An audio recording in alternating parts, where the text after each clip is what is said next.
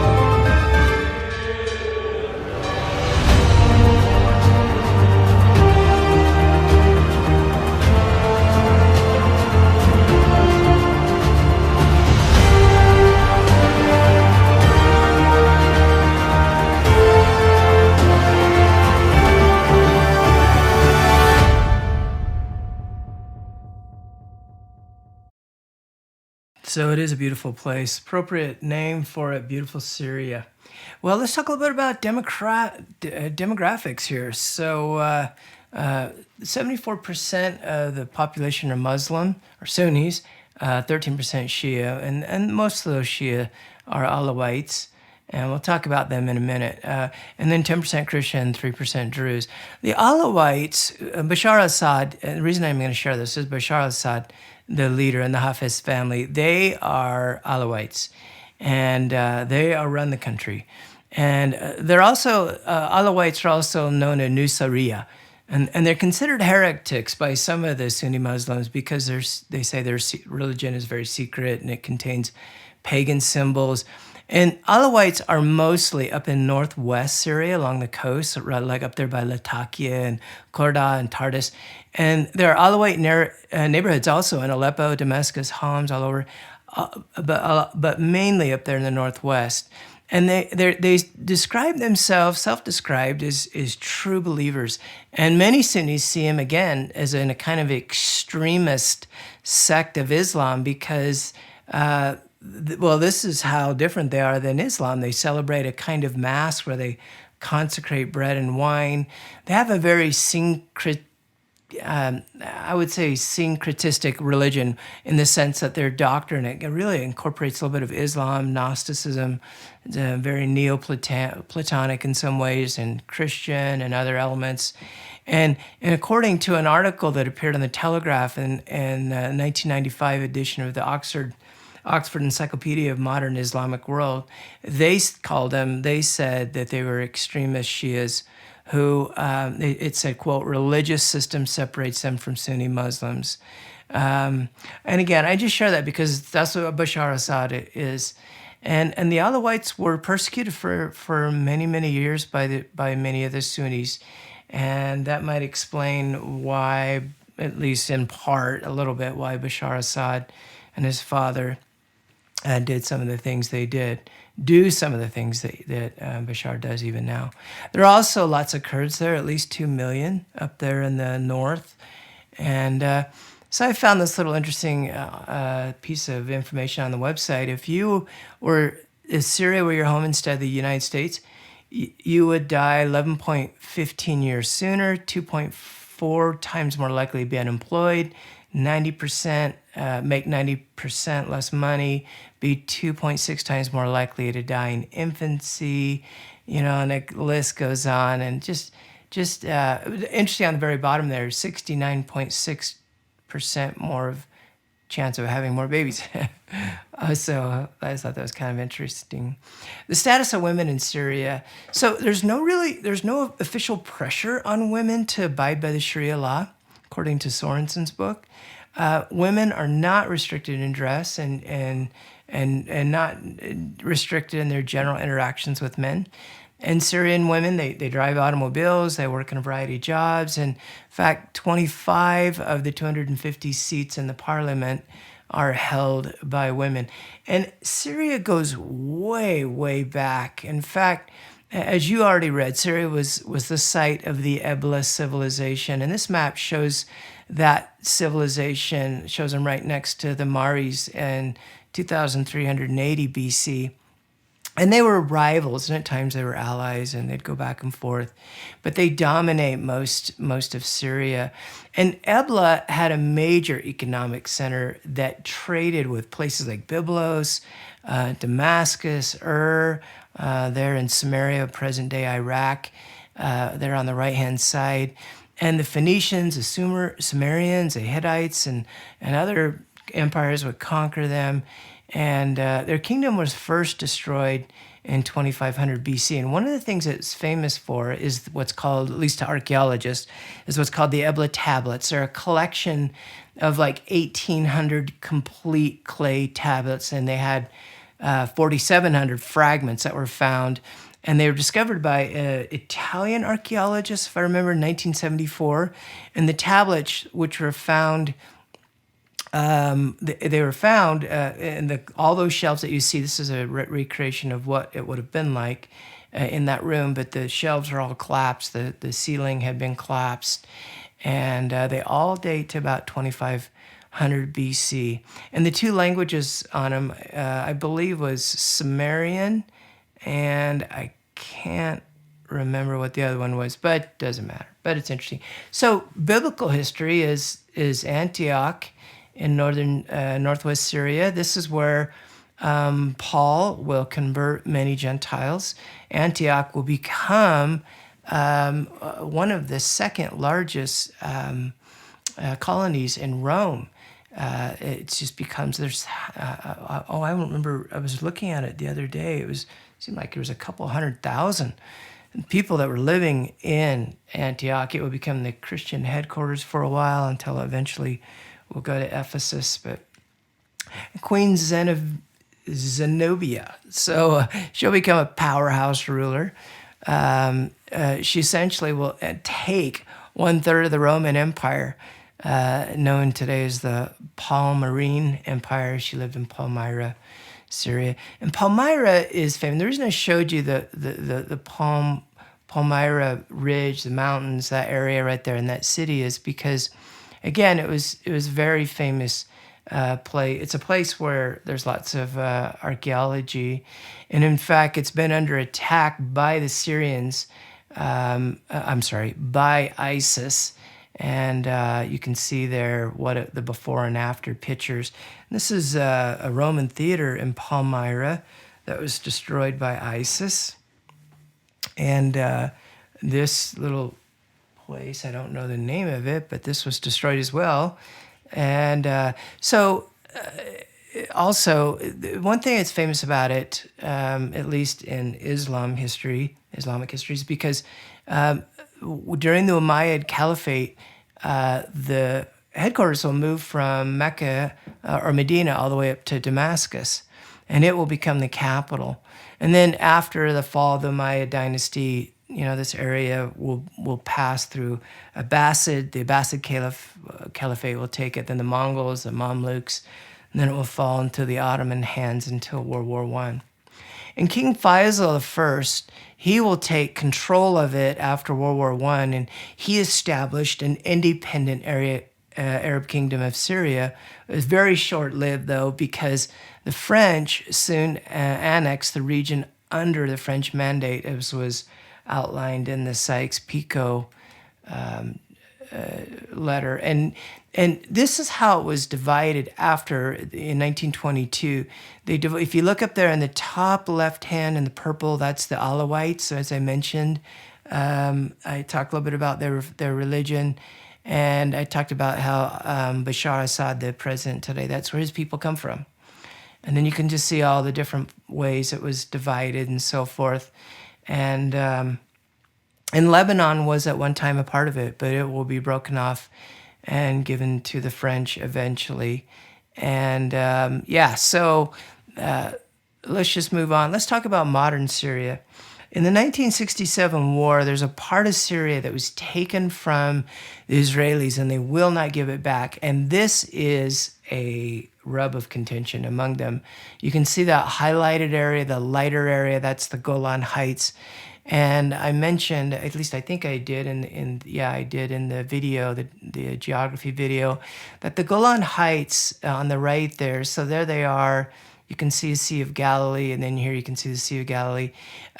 So the Syrian army put artillery batteries all along there, and so they'd fire down on En-Gev. In fact, it was there last spring at the hotel right there on the shore of Sea of Galilee, and as I understand, that area was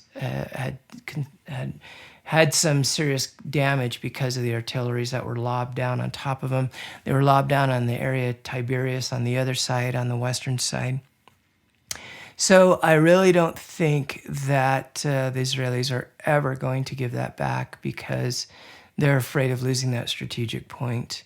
And so, but let's talk about Hafez al-Assad.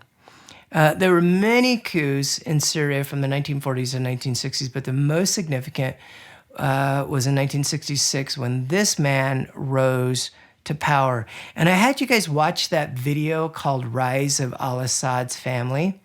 And I asked you, what did you learn about them that helps you understand why Syria has escalated into a bloody civil war? And At 40 years old, remember, he initiates a coup. He ruled by putting trusted family members in government posts, kind of like a big family business. And unfortunately, like Saddam Hussein, he uses force and violence and terror to rule in the people.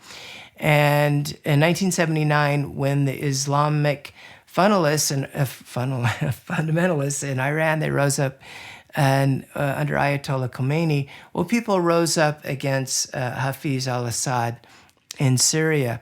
And so that was in 1979. 1982, he felt like he had had enough. Remember, he strikes back. He attacks the Muslim Brotherhood at Hama on the Orontes River. That was the Muslim Brothers' stronghold. And 10 to 30,000 people were killed. One author, Andrew Tabler of In the Lion's Den, said it was one of the worst massacres in the Middle East. They basically, the Assad family made it clear that you mess with the bull, you get the horn. And then 30 years later, Bashar al-Assad, his son there on the right, he'll face the same situation during the 2011 Arab Spring when the people rise up and say, we're tired of being oppressed, we're tired of the corruption. And his mom tells him, you got to be like dad. You can't put up with this. You got to fight. You got to crush this rebellion. And so he does. And that's how the son deals with it. And that is how generally, in part, the Syrian war begins, which I brought up the question, how did it begin? And of course, I had you watch that video, and you learned a lot of details about who's fighting, who and why, and even how it started during the Arab Spring of 2011. And that was a really interesting video, Vox video on the Syrian war. I thought it was the best I could find out there that showed who's fighting who and why. But the one thing it didn't show you is how that I don't know if you knew this, but did you know it actually started because of a boy? Let me explain. It is here, in this city, that the uprising against Bashar al-Assad began.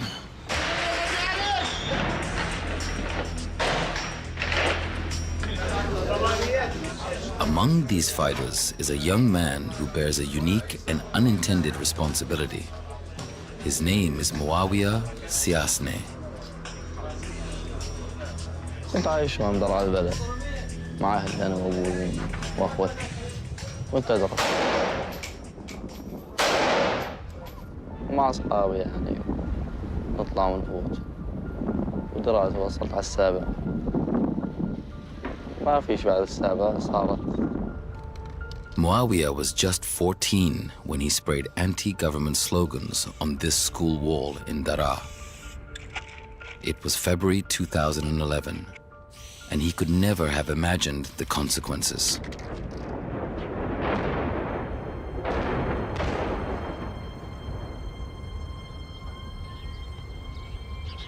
Well over 500,000 people have been killed in Syria since the start of the war. Muawiyah's home city has been ravaged by street fighting, shelling, barrel bombing. The war has created scars that may never heal.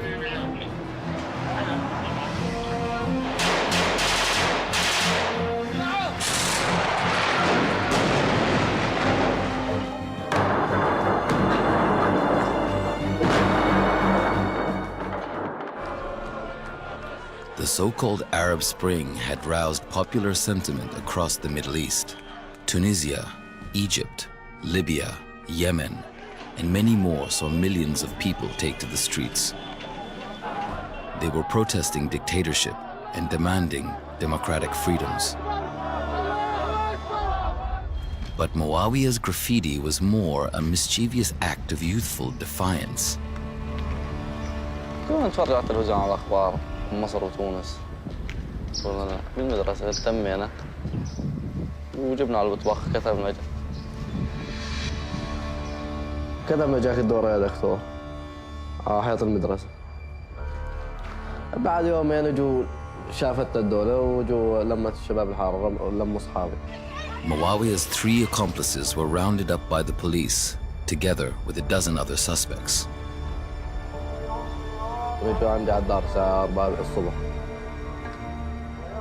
Dragged out of bed in a dawn raid, he was driven away in handcuffs. His family had no idea where he was being taken, but knew of the Syrian authorities' reputation for brutality. كم يوم قعدت؟ 45 يوم. شو صار معك بالسجن؟ يعني كانت إهانات، تفيق الصبحيات إهانة، يقتلوك يعذبوك يعني كانوا يساووا فينا فروج، شلون يعلقونا مثل فروجة هيك، يكلبجونا من هون ومن هون، شلون هيك كانوا يقعدونا بالأرض ويكلبجونا هيك من تحت بيدينا، ويحطوا عصاية من هون لهون ويعلقونا بين تختين، تلاقي الدم هذا كلياته الدم شرار وما عاد تقدر تحمل كتافك ينخلع. وصلت لمرحلة اعتقال الأطفال وزجهم بالسجون، حتى تعذيبهم وتعذيب، الكل بيعرف طريقة التعذيب اللي تعذبوها وطلعوا الأطفال. بوصل كهرباء كهربوك. وين كانوا كهربوك؟ بظهرنا يفوتوك على الحمام، مي الدنيا كله مي، وهاي تلاقي فاتحين عليك الدوش وبالكهرباء. وصل كهرباء بظهرك، فلقة بالكبال، وين ما تيجي يضربوك على ظهرك وجريك، وين ما تيجي الضرب. يعني كثير. الشبح كانوا يشبحونا يعلقونا هيك بالحيط، كان مثل حدايد بالحيط يعلقونا، نظلنا يوم وانت ملامس الارض، بس رؤوس اصابعك يعني ملامسات الارض، وانت موقف تظلك يوم يومين لحتى تعترف. When their fathers tried to find out what had become of the boys, they were told, "Forget those children. Go home and make some more. If you can't manage, send us your women and we'll make more for you." هل الموضوع ما يعني كان بالنسبة لأهل درعا وأهل حوران موضوع كبير جدا جدا، فكانت نتيجة قيام الثورة بهالشكل هذا. Fearing for the boys' safety after a month in police custody, thousands began taking to the streets demanding their return. أنا كنت بالبداية من أوائل الناس اللي شاركت بالمظاهرات. استمرت المظاهرات كلها سلمية، كانت بالبداية مظاهرات سلمية بكل معنى الكلمة.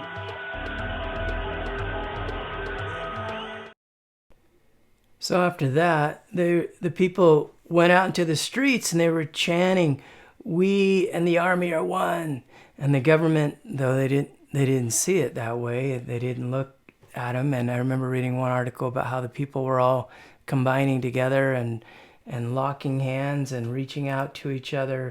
And at 2:30 p.m., the police treated it as a riot. And then Bashar al-Assad set in the special police. And about 4 p.m., they opened on the riot, on the crowd, and started firing. And then this happened.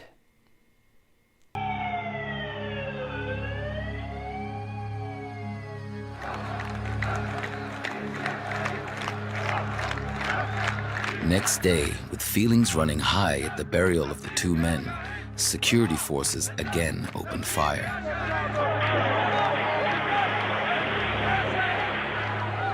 They wounded several mourners and killed a child. Anyone with gunshot wounds would be arrested if they went to the hospital. So the Al-Umari Mosque, the oldest in the city, became a first aid station.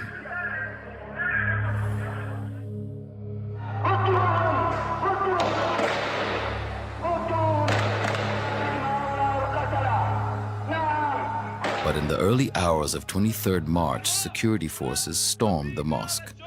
7 were shot dead, including a doctor.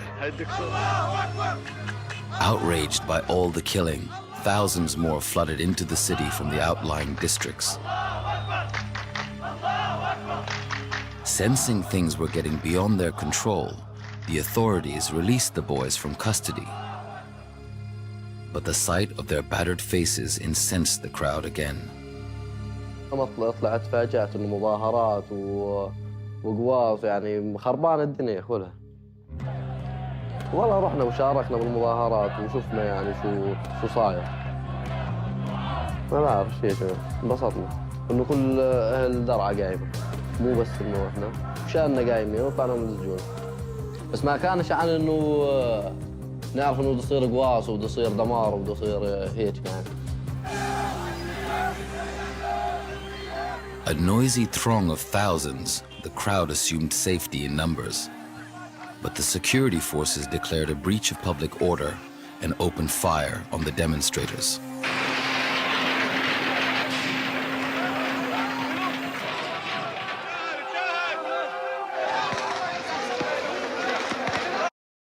The video that I edited for you, I'm not going to finish it, but I did edit out, although it's quite bloody.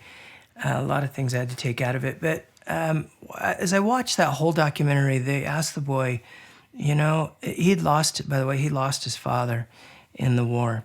And they asked him, would you have wrote that knowing that it would escalate into this if you could do it all over again? And he paused.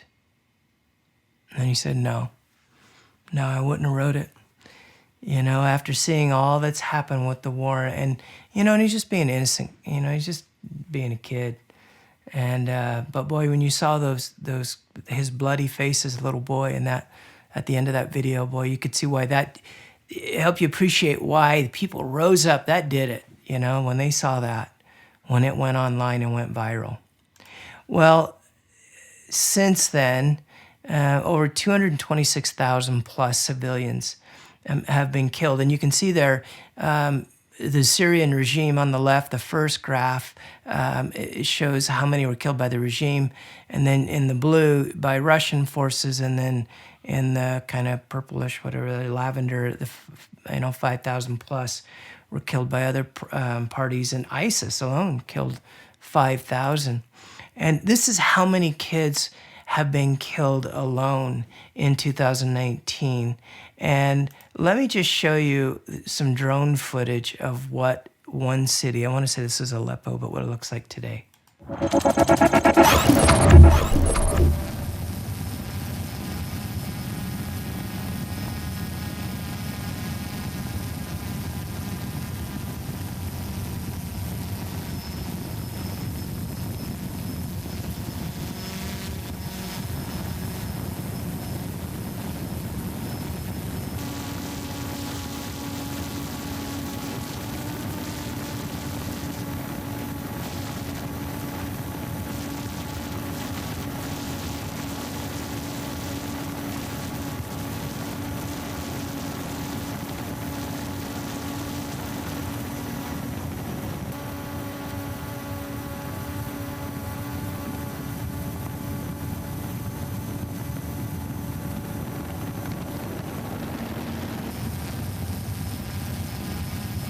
Very sobering to think of the families, moms, dads, little kids, teenagers, college students, they all played, they ate, drank, here.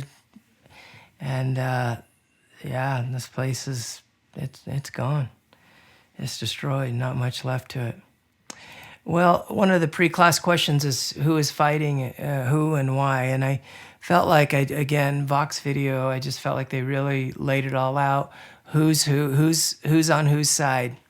Interesting, Kurds are kind of all on their own in the bottom left hand, and of course ISIS is on their own, just because no one likes ISIS. And this really is a Proctor war, a Cold War. You've got in the bottom right-hand corner, you got the Gulf states and Jordan and the Sunnis fighting up there, fighting against, it's really against the Sunni, against the Shiites up in the upper left quadrant there, against Assad, Iran, who's Shiites, Hezbollah, Shiites, and Russia, who I don't know what they are. But the Iranian response. So most of Syria's senior army was a mosaic of ethnic groups. There were senior officers and elite combat units. There were Alawites. But as Sunni and the Druze and the Christian soldiers defected, the army just fell apart. And because Syria is a strategic resource to Iran, the Mullah regime from Iran, they couldn't let it fall, because you can see they have a swath, they have like a highway all the way to the warm waters right there. And so that's very important to them that they maintain that. And so they want that. And so Iran keeps propping up Assad and his regime. And it's estimated that Iran sent Syria $6 billion a year in the beginning, and then towards the end, 14 to 15 billion a year. And Iran currently has about 150,000 plus IRG in Syria, Iranian Revolutionary Guards.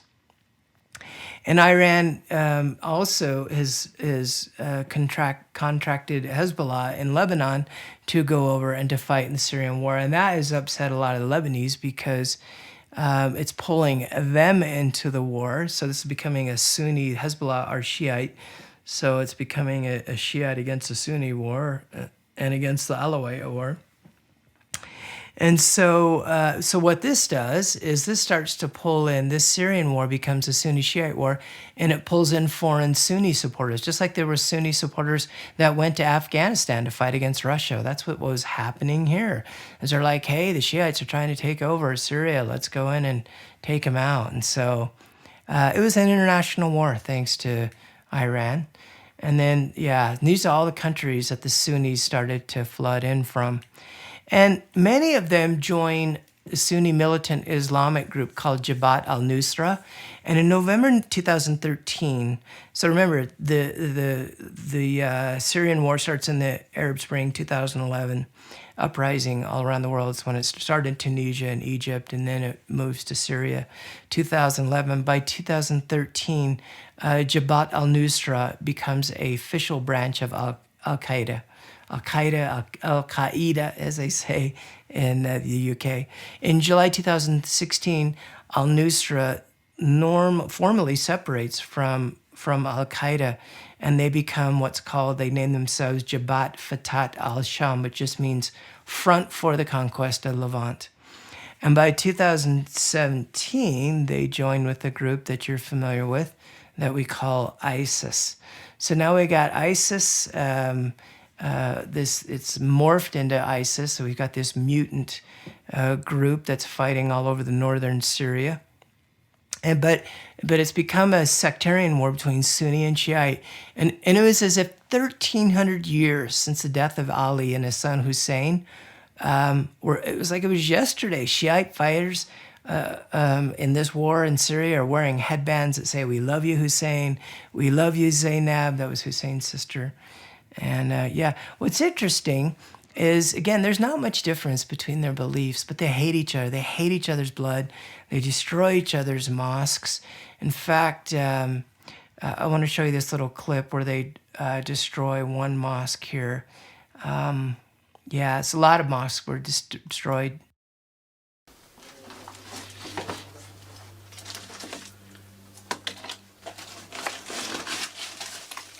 هذول المصاحف هذا القرآن شلون محروم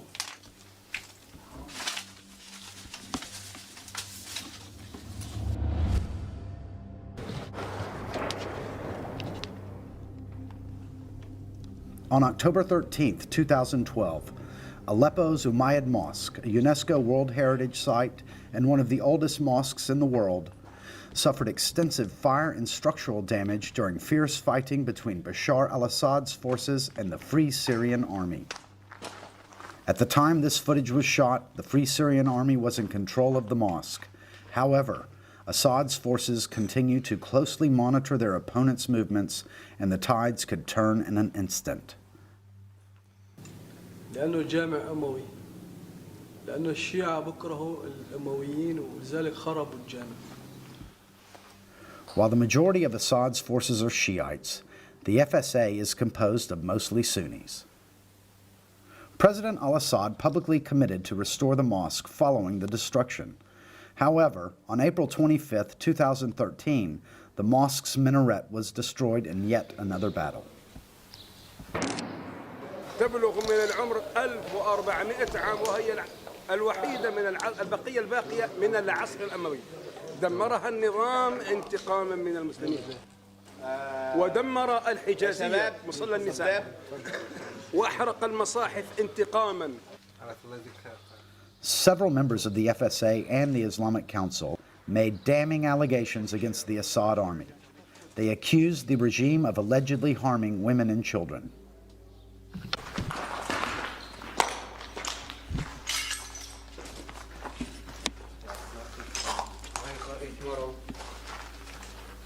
فكان مشان يحبسوا النسوان هون وفي غرفة جوا سجن صغير مشان يحبسوا الأولاد. هدول أغراض نسوانية مشان حينهم أغراضهم بيحبسوا الولاد الصغير ما بيطلعوا لأمه لحتى يغتصبوها وياخذوا حاجة.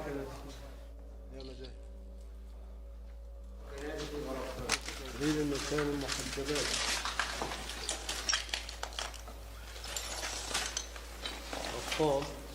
أطفال صغار مشان ما يكتشفوا آثار الجريمة. الأولاد والنسوان ما بيعيشون، بيفتحون عاملين مقبرات بدفنوهم برا. مقبرات جريمة.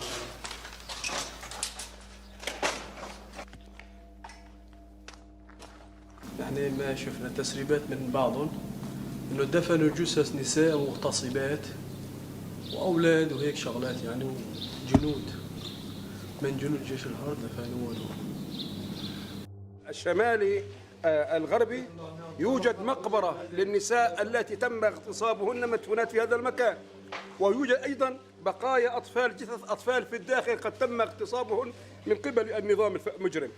مأذنة الجامع الأموي الكبير الذي اتهموا فيها المجاهدين والثوار، ونحن براء من هكذا اتهام، فلقد دمروا هذه المأذنة كما دمروا غيرها من المآذن ودنسوا المصاحف وتعدوا على الأعراض.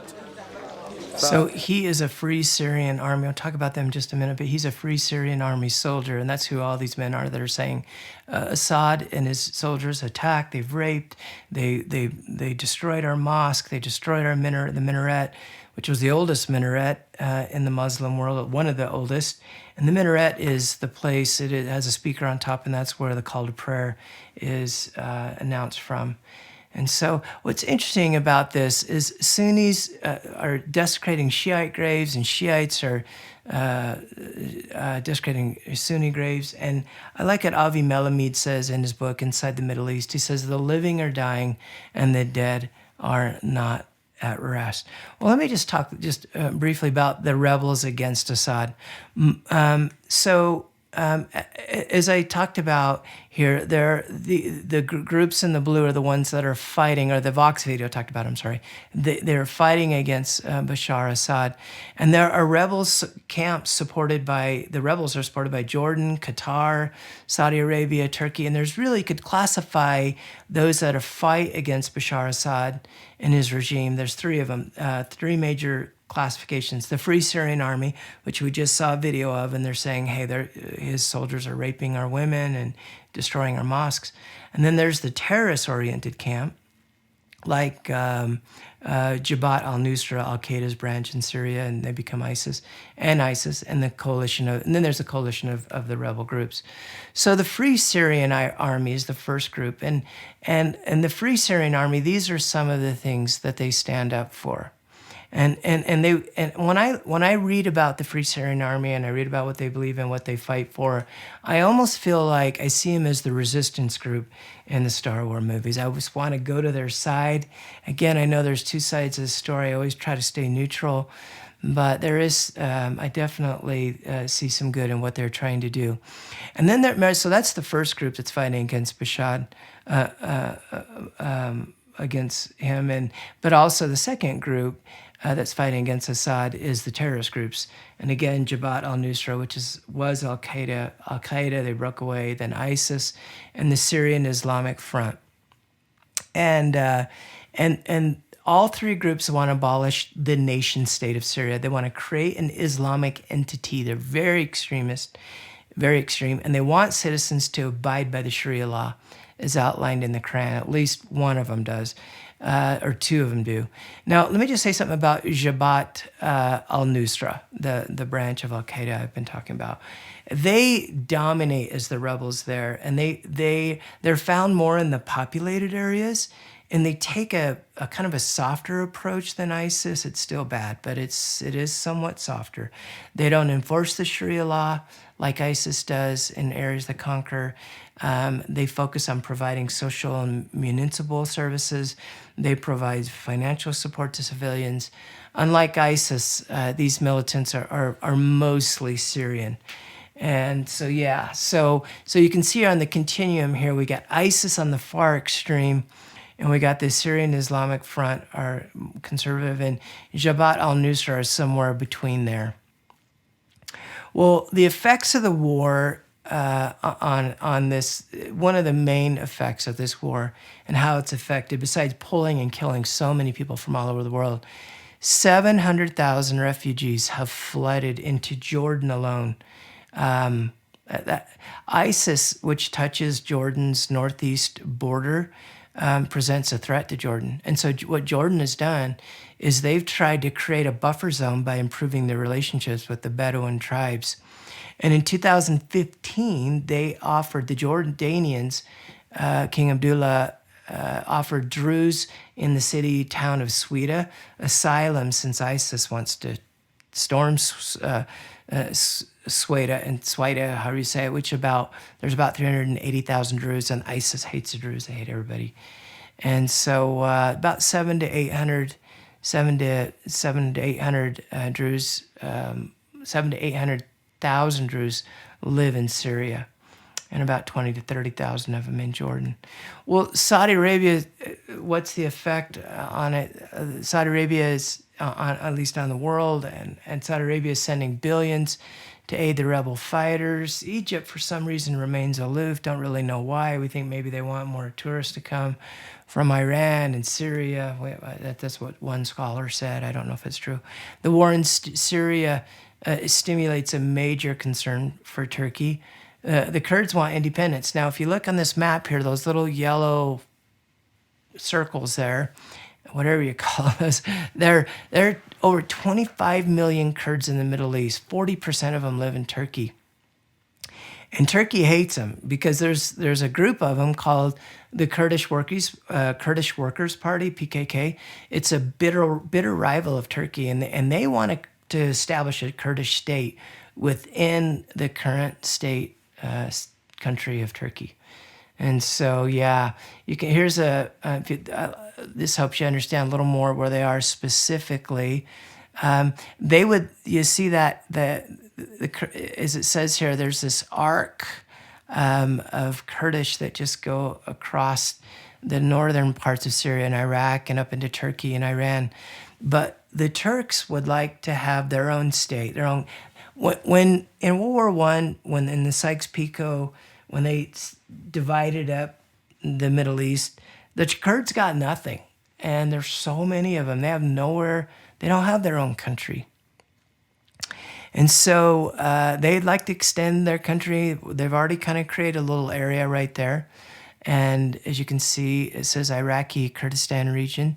And after Turkey supported the rebels who fought against Assad, Iran supported the Kurdish PKK.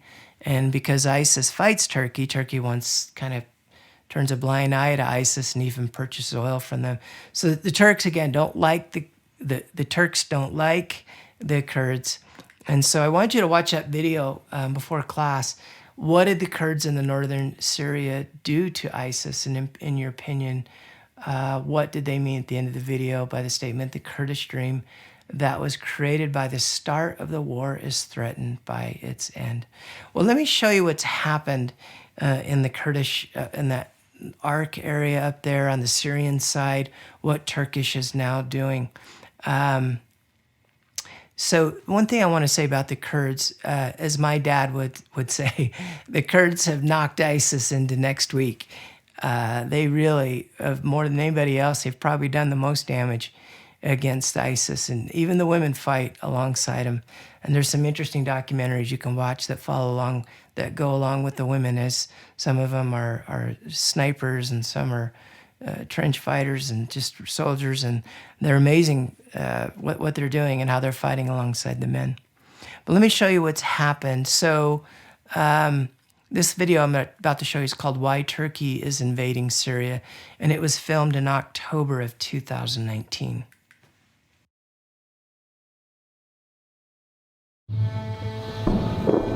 This plume of smoke is rising from a town in Syria. A similar scene unfolded in another town about 100 kilometers away. These attacks were the result of Turkish airstrikes on October 9th, 2019, when Turkey's invasion of northern Syria began. The long-planned Turkish military operation in northeast Syria has been launched. Turkey pushing ever deeper into Syria. At least 160,000 civilians are believed to have fled the fighting in the border area. Over the next several days, the Turkish military moved further into Syria and attacked several other towns. All of these attacks are concentrated here, on this strip of land in northeast Syria.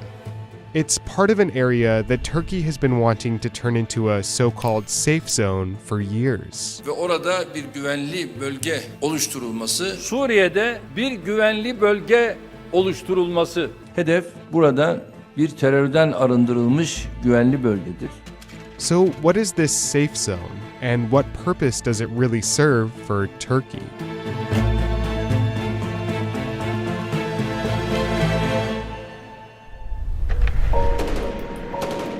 Syria descended into armed conflict in 2011. Protests broke out against the country's authoritarian government in major cities. When the government turned its attention to the uprisings and violently cracked down, it left a power vacuum in the north. That's where the jihadist militant group ISIS swept in starting in 2013. Significant portions of this region, which was home to Syria's largest ethnic minority group called the Kurds, were eventually conquered by ISIS. But Kurdish militias successfully fought back. So the US backed them with air support and on-the-ground training against ISIS. In 2015, Kurdish and non-Kurdish militias in the region banded together to form the Syrian Democratic Forces, or SDF. Now I'm going to stop right here. I just want to point out that the Kurds were creating their own little place of safety, their own little haven, their own country, a place where they could finally be and live safe because of the help of American forces, United States Army and other military forces and the Air Force. And what's sad is last year we pulled out and left them utterly on their own. And when we did that, that's when Turkey came and striked all along the border of Syria and created that safe zone and fought against the Kurds. And so I don't know what's going to happen to them. But they have loved us, and I have always admired them for their resilience and their tenacity to fight and to stand up for what they believe. And so I'm hoping that will someday turn around. I hope they get their own state someday. Well, one of the things I asked you was why and how did the USA enter in the Syrian war? And basically it was the chemical attacks in Syria. They just kept attacking. They did when Obama was in he threatened them, but when Trump came in, he actually fired missiles at him, as you watch that video. And the aftermath, let me just end with talking a little bit about the aftermath of the war. As you can see, and this is a little bit dated, a year or two, there are 5.5 million Kurds that have been, Syrians that have been displaced and forced from their homes. They're all over their place. In fact, you can see here in this map where they're at, over 1 million in Turkey. Lebanon, 555,000. When we get to our Lebanon lesson, I want to show you, I think most of them are in Beirut. And so I'm just curious, you can't answer me because this is a video, but have you ever had an opportunity to help a Syrian refugee? Well, as you know, our church has been sending millions of dollars to help with the Syrian refugees. In fact, there is a man that lives in my area who is a dentist who was sent over there to help. That was his church mission call, was to go and to help the Syrian refugees in Jordan. And that is kind of my dream. I would love to go someday when I go on another mission. I would love to go somewhere and do something like that in the Middle East. And so, but let me just show you something. I'm going to show you a video clip, just this last thing. So President Uchtdorf, before he gets up and speak, Patrick Karen speaks before him and talks about the refugees that came from Syria into Jordan, because Patrick Karen actually visited the camps in Jordan, and thank goodness for King Abdullah and Queen Rania, who have done so many good things in helping taking in the refugees. My hat goes off to them. I can't wait to talk about both of them when I get to my lesson on Jordan. But let me just let you watch this clip in closing. This is pretty powerful. So as you know, President Uchtdorf, because of during World War II, him and his mom were made refugees. So after Patrick Karen gets up, he's going to talk first, and then I'm gonna pan to President Uchtdorf. He's going to get up, and I want you to just notice the emotion in him as this hits really home with him. For I was an hungered, and you gave me meat. I was thirsty, and you gave me drink. I was a stranger, and you took me in. Naked, and you clothed me. Verily I say unto you, inasmuch as ye have done it unto one of the least of these my brethren, ye have done it unto me. There are an estimated 60 million refugees in the world today, which means that 1 in every 122 humans has been forced to flee their homes. And half of these are children. It's shocking to consider the numbers involved and to reflect on what this means in each individual life. My current assignment is in Europe, where 1.25 million of these refugees have arrived over the last year from war-torn parts of the Middle East and Africa. We see many of them coming with only the clothes they are wearing and what they can carry in one small bag. A large proportion of them are well educated, and all have had to abandon homes, schools, and jobs. Under the direction of the First Presidency, the Church is working with 75 organizations in 17 European countries. These organizations range from large international institutions to small community initiatives, from government agencies to faith-based and secular charities. We're fortunate to partner with and learn from others who have been working with refugees around the world for many years. As members of the Church, as a people, we don't have to look back far in our history to reflect on times when we were refugees, violently driven from homes and farms over and over again. The Savior knows how it feels to be a refugee. He was one. As a child, Jesus and his family fled to Egypt to escape the murderous swords of Herod. And at various points in his ministry, he found himself threatened and his life in danger, ultimately submitting to the designs of evil men who had plotted his death. Perhaps then, it is all the more remarkable to us that he repeatedly taught us to love one another, to love as he loves, to love our neighbor as ourselves. If you are asking, what can I do? Let us first remember that we should not serve at the expense of families and other responsibilities, nor should we expect our leaders to organize projects for us. But as youth, men, women, and families, we can join in this great humanitarian endeavor. In response to the invitation from the First Presidency to participate in Christ-like service to refugees worldwide, the general presidencies of the Relief Society, Young Women, and Primary have organized a relief effort entitled, I Was a Stranger. Sister Burton introduced this to the women of the church last weekend in the General Women's Session. There are multiple helpful ideas, resources, and suggestions for service on iwasastranger.lds.org. Begin on your knees in prayer. You might help resettle refugees, learn their host country language, update their work skills, or practice job interviewing. You could offer to mentor a family or a single mother as they transition to an unfamiliar culture, even with something as simple as accompanying them to the grocery store or to school. Additionally, Each one of us can increase our awareness of world events that drive these families from their homes. We must take a stand against intolerance and advocate respect and understanding across cultures and traditions. On a signal from the conductor, the congregation will stand and join in singing with the choir, "Guide Us, O Thou Great Jehovah."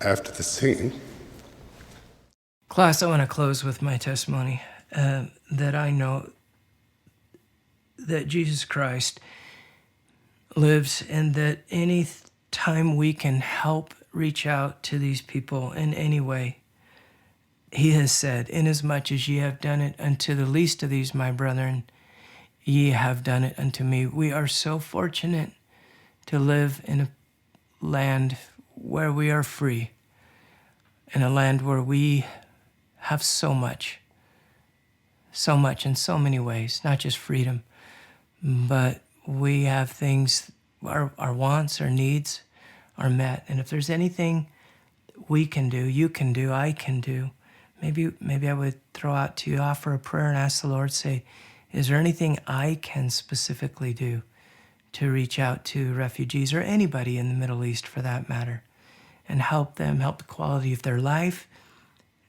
help improve it, help them. Because I bear witness to you, that's what Jesus Christ would want us to do. And I say that in the name of Jesus Christ, amen.